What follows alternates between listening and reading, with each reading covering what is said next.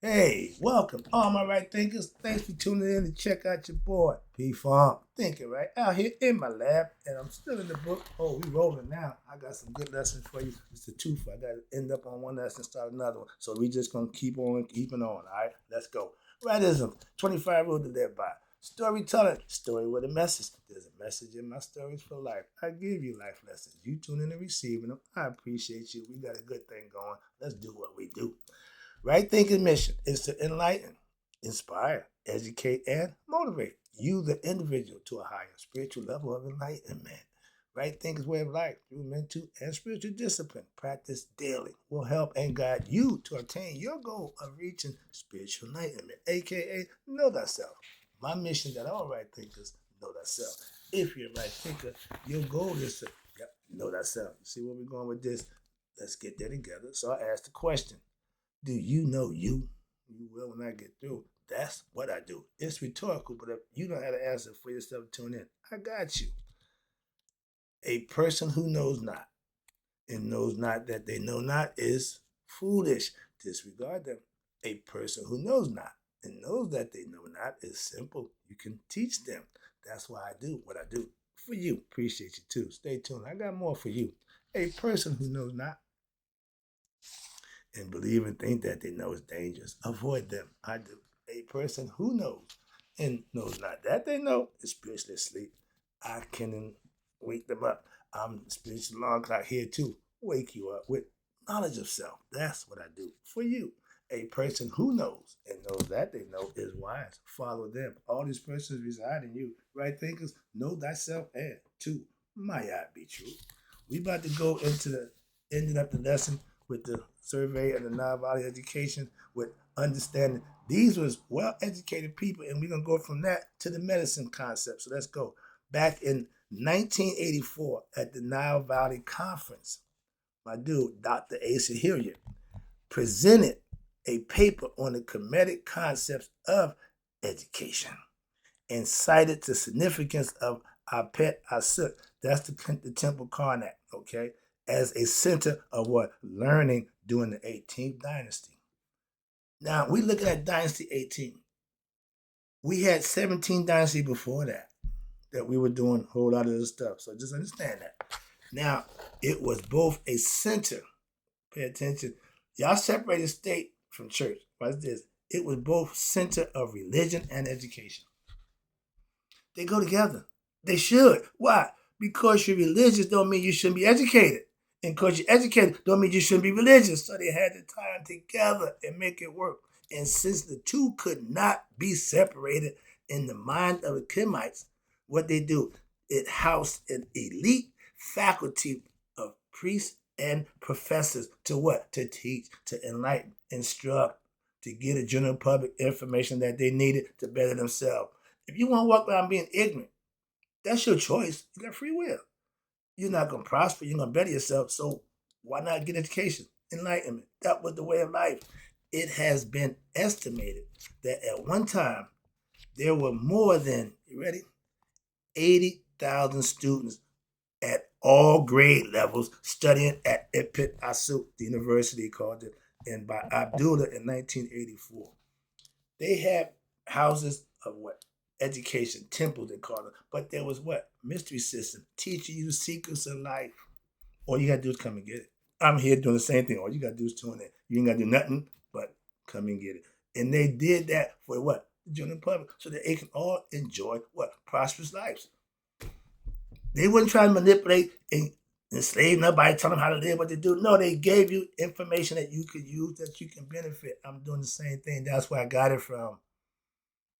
Temples were at the university. Okay, temples were at what they call the center of religion, politics, and education. Now we can't do those things. You can't talk religion and politics. Why? It gets crazy. And I never understood until lately. My mom said, "Don't talk politics and religion in my house." I'm like, what the what? Over the years, couldn't find out. I know now just what she mean. Why? It always end bad. Why? Because emotions get involved. When a person can't control their emotions, they're gonna get erratic, illogical, and irrational, and it might lead to violence. That's why. Over difference in belief. We should be able to exchange the differences, not argue about them, but moving on. But back then, they had university, not university, we call it that now, but they had thousands and thousands of students coming to learn. So that if you got 80,000 students learning, ain't too much ignorance going on. Why? Everybody busy learning. Everybody doing the same thing. That's when the crowd follow the crowd. Why? The crowd's going the right way. Now the crowd don't know where it's going, so you can't follow them. The faculty was called what? Hershitha, or teachers of what? Mysteries. And were divided into departments. Maya of 1900s as follows. The first one was Mystery Teachers of Heaven, aka astrology. That's this I love. This is the part I love. They had all this already laid out. If you don't know your horoscope sign, if you don't know nothing about astrology, you just waste your while. Those things you need to know about yourself. That's direct ideas, indicators about you. Okay, number one, teach about heaven, astronomy. Okay, astrology. Number two, mystery teachers of all lands, geography, geodesy. That's how they learn how to put the damn pyramid true north to 36 inches. Okay, 3 feet of perfection. It ain't been duplicated since. Okay, but they learn geography. Number three, mystery teachings in the depths of geology. Okay. Number four, mystery teachers of secret words, aka philosophy and theology. That's where I'm at right there. That's what I do right there. I looked at the rest of them, yeah, but this is mine right there. Okay, teacher of philosophy and theology. I'm teaching you how to think, how to use this thing. And number five, mysteries of pharaohs and mystery teachers who examine words, law, and communication. I'll take that one too. Okay, try to present it to you, try to break it down for you so you can actually use it, make it digestible, understandable, so that makes it usable. Giving useless information don't help the person who get informed. You ain't giving them nothing. It's useless. That's the difference in teaching, okay, and just talking. All right.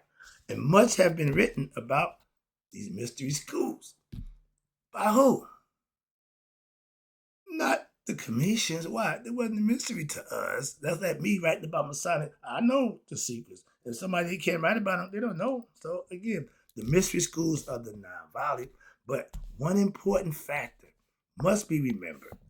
These schools and buildings of education, knowledge, temples, all that was in one place. And the subjects that was taught within them were a mystery, what? Only to those who were unfamiliar, who didn't come in and get the lessons, okay, with the system of education.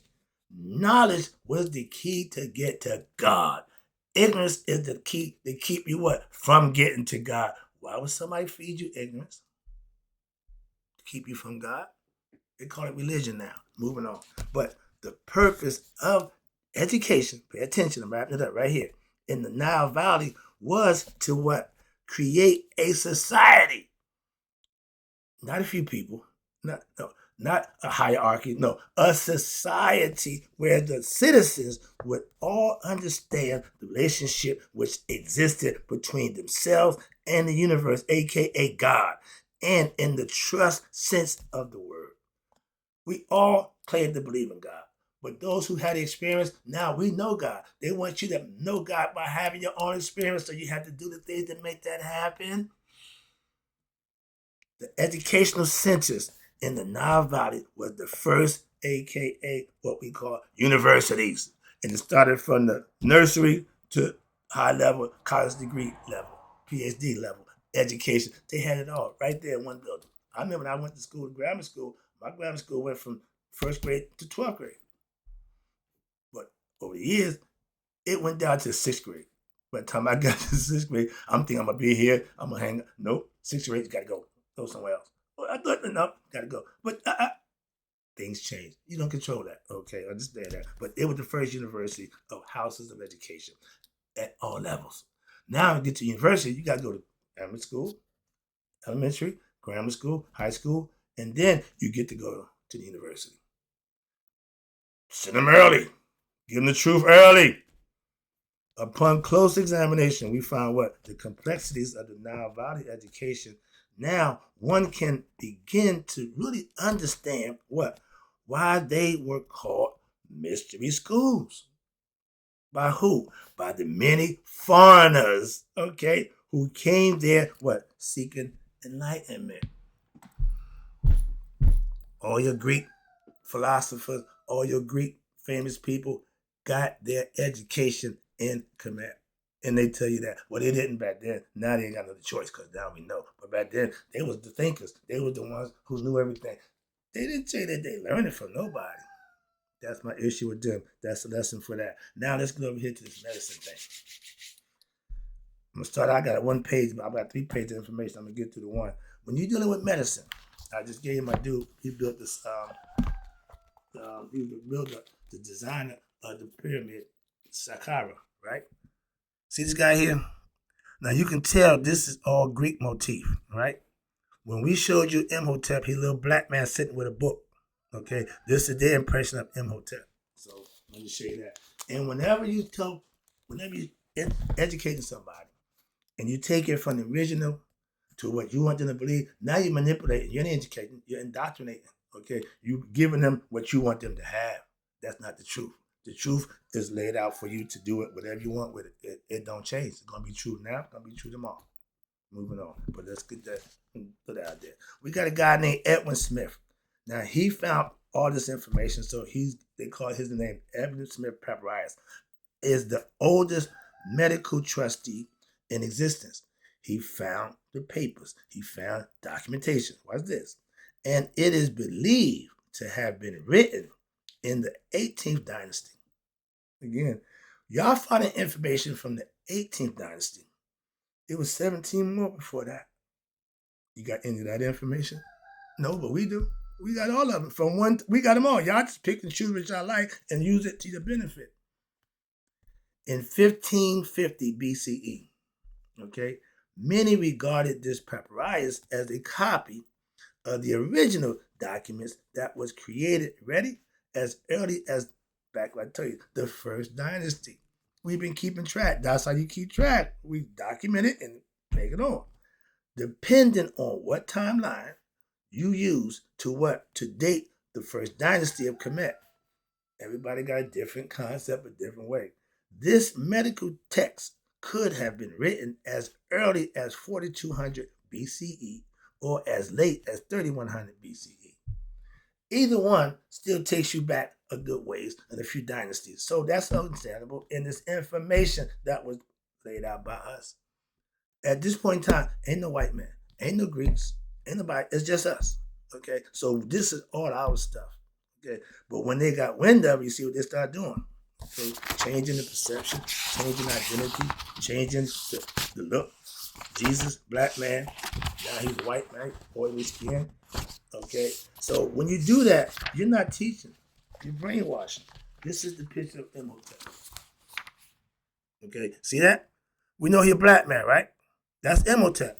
If you had this picture and put up against this guy, why is such a difference? They're not the same people. They're not the same people. Name is the same.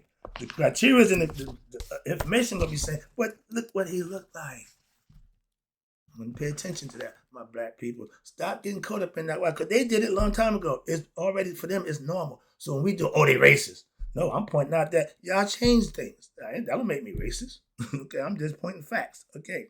In the event, the appearance of highly sophisticated text had to have been preceded, why? By hundreds of years of observation, researching, and refinement. They didn't make it up haphazardly. They took the time to study and observe and put it down so future people can observe like we're doing right now. Okay, I ain't give you the clock time. I ain't even worry about that because some of the stuff is fluff and a lot of people don't care about it. So I try to eliminate the stuff that I think nobody concerned with. But right here, you got the ancient physicians, you got the ancient priests of the Nile Valley were said to have been instructed in temples which were called per-ankh. What that mean? In today's language, that would be called the House of Life. They call it the pyramid, the House of Fire. Okay, but the House of Life. When you go in there, you're gonna learn what? Life lessons. Is that not what I gave you? Life lessons. Why? I'm telling you about life. I ain't here to do nothing else. That's all I got. Simple.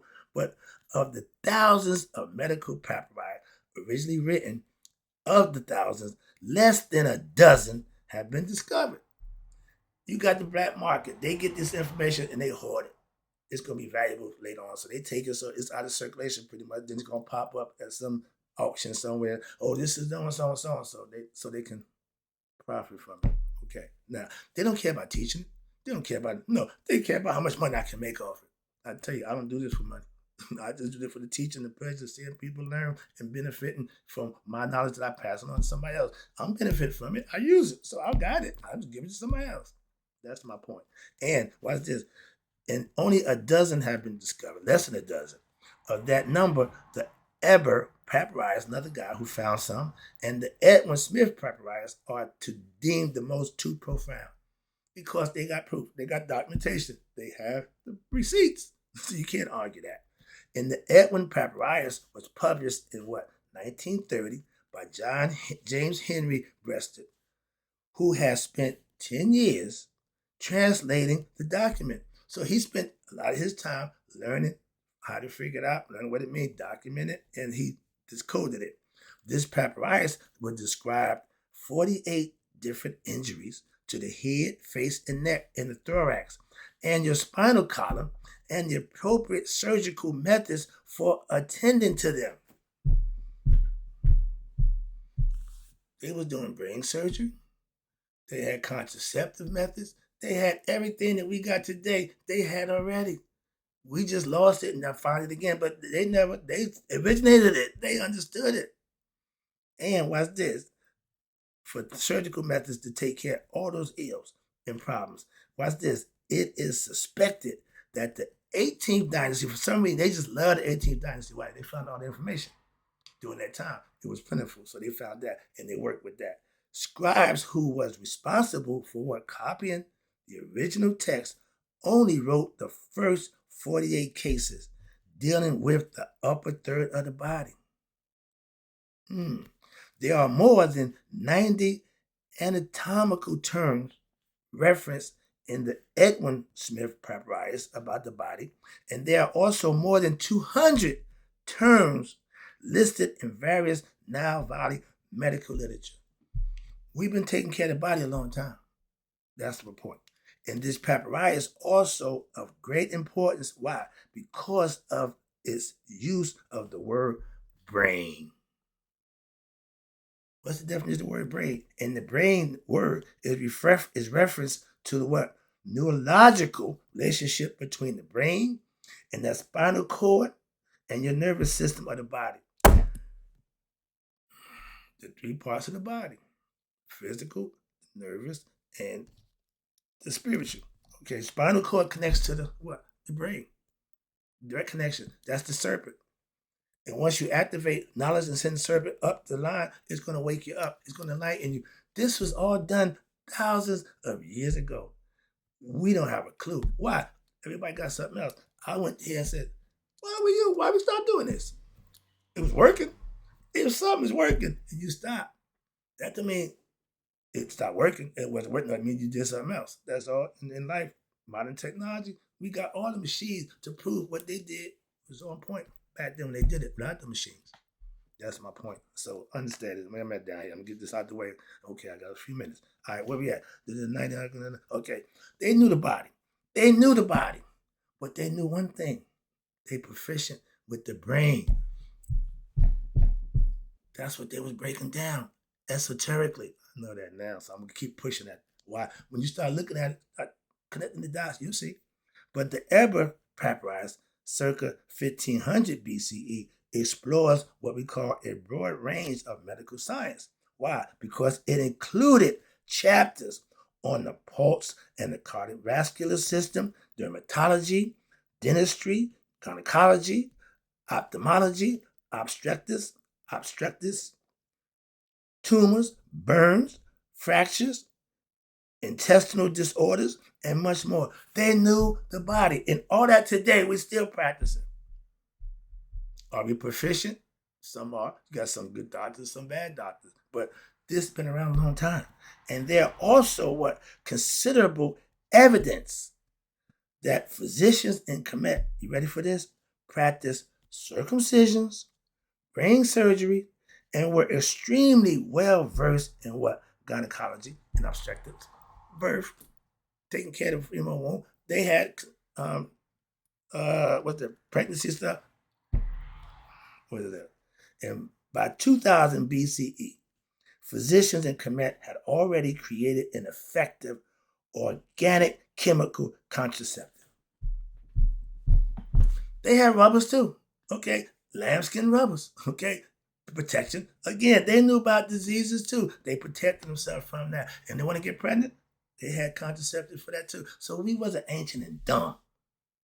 Ancient and wise. That's the part they don't tell you about. Why? If they said that, the black man would be viewed a little different. They want you to be what? Lower you down. No, we God. Okay, understand that. Let us be our best selves. This product consists of acacia spikes, honey, and dates.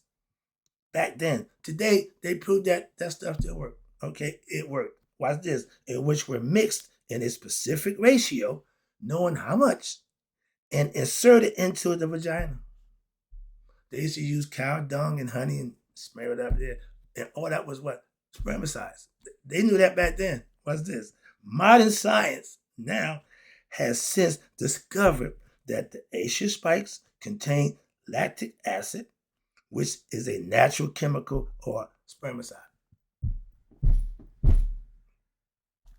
Pregnancy and fetal sex tests were conducted by Nile Valley physicians who soaked bags of wheat and barley in a sample of a woman's urine. And this is how they termed the pregnancy term. Now we do sonograms, see there's a boy or girl. They use the barley and the wheat. Barley, girl, wheat, boy. Still work. Still work. Why? It worked back then. Ain't nothing changed. It's the same thing. We just don't use it. Y'all go in there, let the belly open, just look around and I see all that, we all that. But they didn't have all that to work with. Okay? But urine from a pregnant woman was also known to accelerate the growth of certain plants. Nature, we giving it back. Okay? And they knew all of that.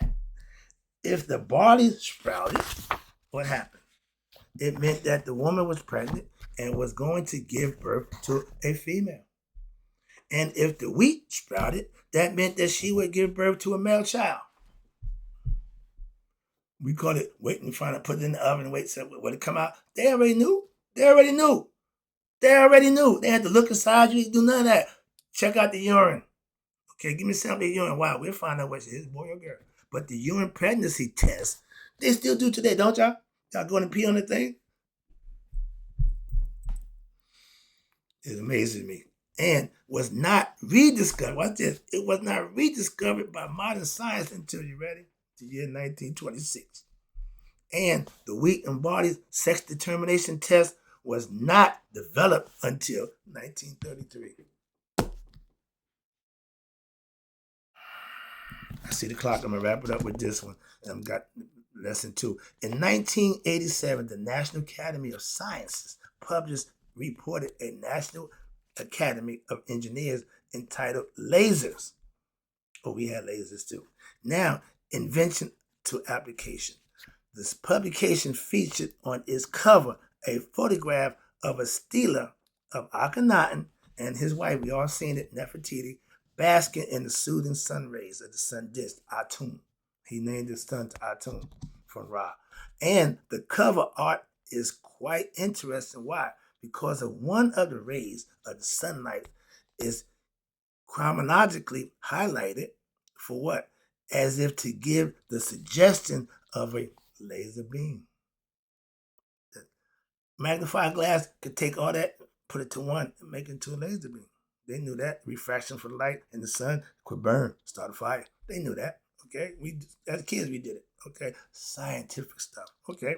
But in chapter titled Lasers in Medicine, the author Rodney Perkins, MD, suggested that a form of laser therapy was actually used in the Nile Valley.